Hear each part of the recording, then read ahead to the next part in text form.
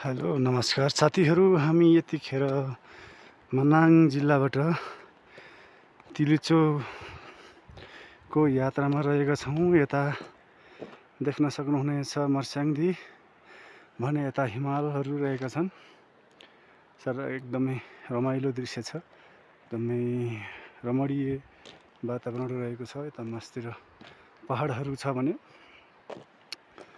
यो हाइवे भयो।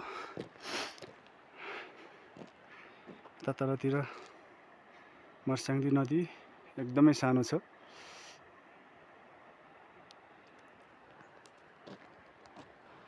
यता तिलिचोबाट आएको एउटा